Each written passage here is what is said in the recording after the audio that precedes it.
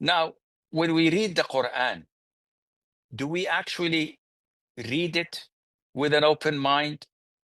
Do we contemplate and ponder upon these beautiful verses? Or do we only focus on quantity versus quality? All what you see Muslims doing nowadays, how many khatma have you done? Oh, mashallah, today is the 16th of Ramadan. I did 5 khatmas. Oh, mashallah, I did only 4. I'll compete with you. So all what they care about is quantity. What about the quality? What about the meaning of the words that you're reciting? When it was revealed, why it was revealed, what's the rulings we can learn from it? What is Allah telling us? Nobody cares. And this is very sad. Ramadan is a chance to transform our lives. And this is obvious. Our whole schedule is rescheduled according to Ramadan. It's totally different than the rest of the year. This month is totally different than the rest of the 11 months. An individual like you and me would refrain from halal, pure halal things for hours and hours, 16 hours in average. We would not drink water. We would not eat any type of food.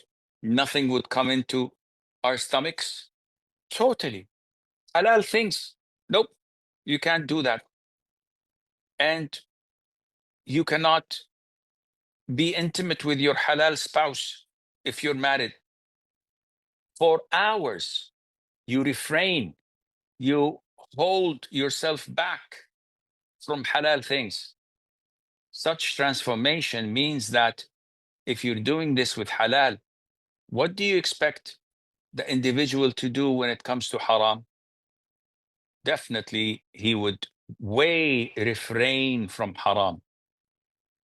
How do we know? The Prophet said this, alayhi salatu wasalam.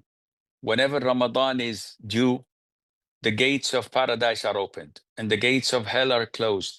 And the masters of the jinn, the devils, are chained so that they won't be able to execute what they used to execute before Ramadan. They're chained, but they're still active.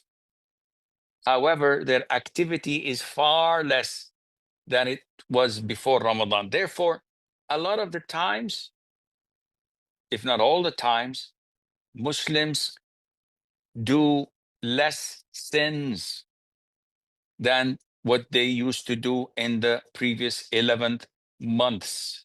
Why? Because their souls are ready. Their souls are waiting and they're susceptible to be good and to offer good forms of worship. They are ready to come to Allah and get closer.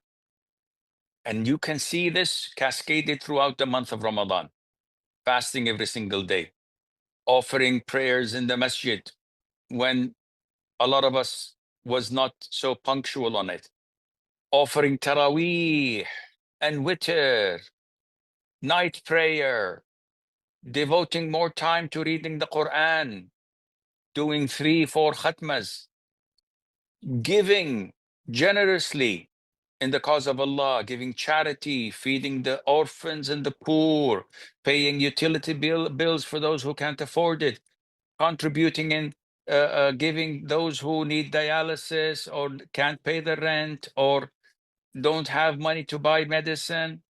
All of this, we find Muslims are giving unconditionally.